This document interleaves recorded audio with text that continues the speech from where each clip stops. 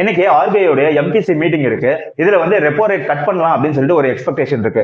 ஒருவேளை repo rate வந்து ஒரு 25 பிபிஎஸ் கட் பண்ணாங்க அப்படின்னா அது வந்து என்பிஎஃப்சி கம்பெனிஸ்க்கு வந்து ரொம்பவே ஒரு அட்வான்டேஜா இருக்கும். அதனால இந்த L&T finance, SBI card, Bajaj finance இந்த மாதிரியான கம்பெனிஸோட ஷேர்ஸ் வந்து இன்னைக்கு நம்ம ஃபோக்கஸ் பண்ணலாம். ரெண்டாவது பாத்தீங்க அப்படின்னா பீனிக்ஸ் மில்ஸ் கம்பெனியோட growth year on year growth வந்து 21% வரைக்கும் இன்க்ரீஸ் ஆயிருக்கிறதா நியூஸ் வந்திருக்கு.